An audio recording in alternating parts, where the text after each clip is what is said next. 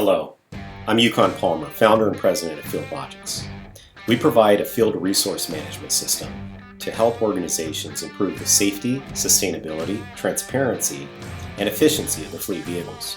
I started the company over 20 years ago during the dot-com bust of 2001 and have since survived the Great Recession of 2008.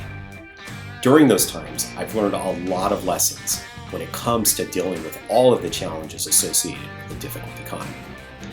I'm sharing my experiences with you to help you navigate the current economic environment. The first thing you want to do is assess your target market. Some industries are impacted more severely than others during challenging economic environments. You can do this by researching trade association websites and news articles about these industries to get a general sense as to the financial issues they're dealing with. We learned this lesson during the Great Recession of 2008. Prior to 2008, we focused our solution primarily on the construction industry. And when that recession hit, they were one of the most heavily impacted industries because of the resulting credit freeze that stalled all of their construction projects.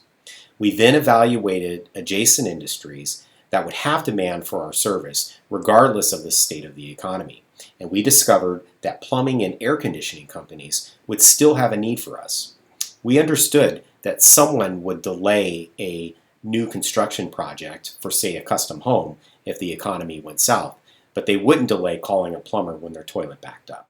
This pivot wasn't difficult for us because these companies were similar enough to our original target market. The next thing you'll want to do is evaluate all of your current expenses and cut back on anything that isn't absolutely necessary for the survival of your business. You can categorize your expenses as nice to haves and need to haves. Obviously, nice to haves should be the first to go, but there is one caveat. You should consider the restart costs for any investment that you cut back on. These restart costs are the time and investment required to restart an investment again in the future. If the restart costs are high, then you should carefully consider whether you should cut the investment into these projects before you make any changes. Prior to the current recession, we were heavily investing in a complete overhaul of our web portal. We decided to pull back on this project temporarily and make smaller investments into our legacy portal in order to see a quicker return on investment. The restart costs to start this project again in the future are fairly low, so it made sense for us to cut back on it because we can easily restart this project again in the future. I would also suggest that you ensure that you're transparent with your team regarding the current economic environment and how it may impact your company. Everyone knows about the problems within the broader economy, and they will want to know how your organization is impacted. If you don't communicate with them, they will be prone to believe that rumors and speculation that will run rampant throughout your organization and will often fear the worst case scenario.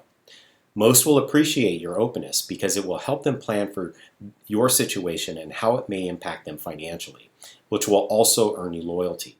When the economy first began to slow down, I was open and honest about its potential impact to our organization. We devised a plan to persist through it, and I constantly updated everyone on our progress to the plan. If things were slow to materialize, I shared it with them and asked for input on how we can improve it. This ensured that we were all dealing with this situation as a team, and it helped build our camaraderie. A leader should lead by example and not force their team to do something that they aren't personally willing to do themselves. When things become tight, I will sacrifice financially before I force my team to do so. I ensure that they're aware that I will absorb any financial impacts before they do. And by taking this approach, they all understand that we're in this together, and I'm not forcing them into difficult situations while I remain unscathed. And finally, it's important for leaders to share the long-term vision of the company. Set a vision of where the company will be after the next few years and constantly communicate it with your team. This helps ensure that everyone puts the current challenges in the proper perspective and reinforces the long-term goals of the organization. We establish a 2-year vision every 2 years, and we print it on a poster board and place it somewhere prominent within the office. This serves as a constant reminder as to why we are doing what we are doing and that the current situation is only temporary. It improves morale and helps us earn long-term buy-in from our team members. I hope that sharing my experience has been helpful to you. You can follow me for more insights on Medium or connect with me on LinkedIn. Thank you.